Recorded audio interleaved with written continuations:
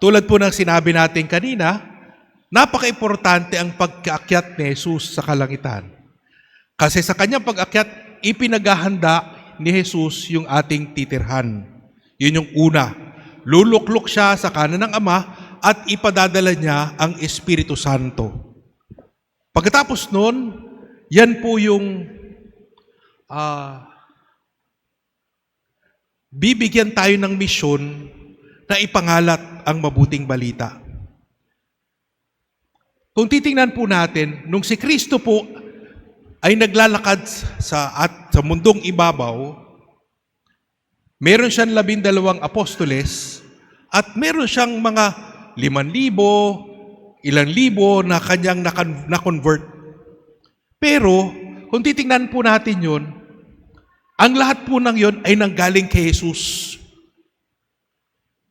Iisa yung source ng lahat ng yun, si Jesus. Ngayon, nung umakyat si Jesus sa langit at binigay niya ang Espiritu Santo sa bawat isang apostol, ang bawat isang apostol nagagawa yung ginagawa ni Jesus dahil ito rin yung bilin niya. So parang nag-multiply by 11 yung ginagawa ni Jesus. At yung bawat isa na napababago ng mga apostol ay nagkakaroon din ng ganong klaseng kapangyarihan mula sa Espiritu Santo.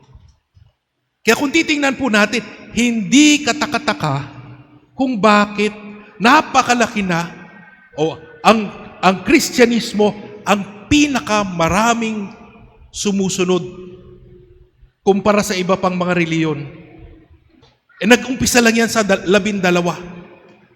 Kaya makikita po natin, because the mission is empowered by the Spirit to proclaim the good news, to have the same power as Christ, then the mission is multiplied by the number of followers. Galing ano? The mission is multiplied by the number of followers. Kaya ang bawat isa sa atin, kung titingnan natin, meron tayo, lalo pa po sa pamamagitan ng kumpil, kasi sa kumpil, tinatanggap natin ang Espiritu Santo. Binibigyan tayo ng misyon, ipangalat at ipahayag ang mabuting balita. So ang bawat isa ay nagkakaroon ng kapangyarihan ipangalat ang mabuting balita. So really, the mission is multiplied by the number of followers. Kaya kung tayo ay, sabihin na natin, mga 300 po tayo dito ngayon. Kung meron lang kayong isa na mapapahayagan ng mabuting balita, then all of a sudden, the number of followers is 600 in one instant. Pero isa lang ang ginawa ninyo. Sa isa lang kayo nagpahayag. Kaya nga po makikita natin, the mission really is fully equipped. Ibig sabihin, binigay sa atin ng Diyos ang lahat ng ating kailangan. Ang salita ng Diyos, binigay sa atin ng Diyos, ni Kristo. Ang kapangyarihan ng Espiritu Santo, ibinigay na rin sa atin. Kaya wala na lang tayong ibang gagawin, kundi ipahayag ang salita ng Diyos, ipahayag ang mabuting balita. Huwag na po tayong lumayo. Mag-umpisa po tayo sa ating pamilyang sarili. Kung titingnan po natin, kung yan ang gauge ng Panginoon nang sumusunod sa Kanya, magandang tanongin natin, ang ating mga anak ba ay nagsisimba? Di ba? Ang ating mga anak ba ay nagsisimba? Kasi marami pong lumalapit sa akin at sa iba pang mga pare, Father, simba naman ako ng simba. Pero bakit ganon? Yung aking anak ayaw magsimba kahit anong pilit ko sa kanya. Di ba? Yan ang test ng ng pagpapasa ng pananampalataya kapag ang ating mga anak ay nagsisimba.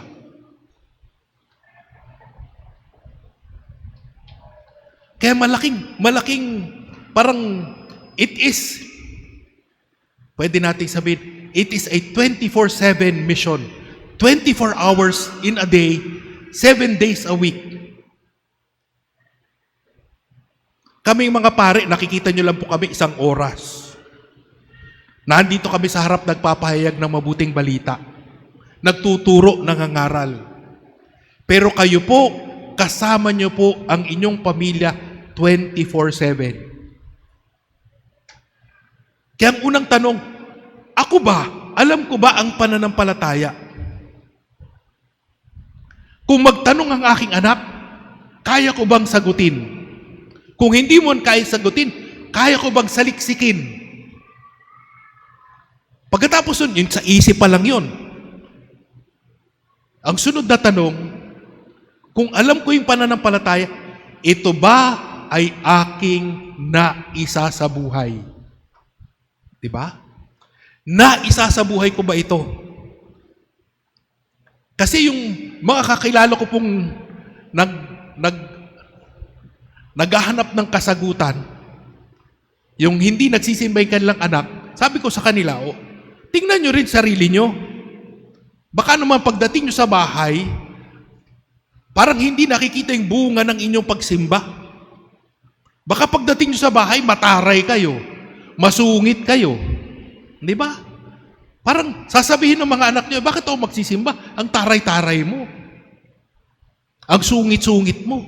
Hindi makita sa iyo yung bunga ng pagsisimba. Di ba? Kaya yun yung pangalawang hindi lamang natin alam yung pananampalataya, ito ba ay naisa sa buhay natin. And that is a more difficult part of our faith. It is not just knowing, but it is living the faith. Kasi ang ating mga kabataan, ayaw nilang ng mga teachers. They don't want teachers na mga ngaras sa klaig, magsimba kayo. Ang gusto nila, witnesses. Witnesses. Yung isinasabuhay yung pananampalataya. Siguro ang tanong sa amin, wala kaming mga anak. Di ba? Wala. Sana, no? Wala kami mga anak. Pero ang tanong, sa inyo ba, merong bang gustong magpare? Di ba? Yun yung tanong sa amin. Ang tanong doon, bakit? Bakit walang gustong magpare sa inyo? Kasi baka hindi kami magandang halimbawa. Di ba? Same thing for you. Why is it that your children does not want to go to Mass? Maybe because they don't see in us the fruits of the Mass. Kaya ang hamon sa atin, napakalaki. It is to live out the virtues of our faith 24/7. At parang kung isipin lang natin, if we just try to imagine, napakabigat po nito. But you know, the grace of God is greater than the biggest challenge that we have. Kayang sakupin ng mga biyaya ng Diyos ang hamon sa ating pananampalataya. Kaya huwag po tayong matatakot. Let us continue to move forward. But let us continue to ask for the grace of God to sustain the mission of spreading the faith. Kasi kung tayo lang, hindi talaga natin kakayanin. But with God's grace, everything will happen according to His plan. Malaki pong hamon sa ating lahat ngayon. God does not want teachers of the faith, but witnesses of the faith. And the ball now is in your court. Paano natin to tunay na maipapasa at maisa sa buhay? Maybe in our prayer tonight, we ask God, Lord, teach us the faith. Paano nga ba yung pananampalataya? At paano nga bang isabuhay itong pananampalatayang ito? Not just for ourselves, but more so for our children. Kasi hindi po parang sino yung pagpapasahan natin ng pananampalataya kung hindi yung ating mga anak? Paanong lalago ang simbahan kung di natin aasahan ang ating sariling pamilya na magkakaroon ng matibay na pananampalataya? More so in times of challenges, in times of difficulties. Diyan talaga nakikita yung pananampalataya natin. Tayo ba sa mga hamon, sa mga nangyayari ngayon? Anong una nating ginagawa? Umaangal, nagko-complain. Pero tayo ba ay nagdadasal? Pinagdadasal ba natin ang pagbabago? Pinagdadasal ba natin na pwedeng sumulan sa sarili natin yung pagbabago? Pinagdadasal ba natin na yung mga katiwalian ay mabawasan o mawala? Sa atin po nag-uumpisa lahat yun. Hindi po sa labas.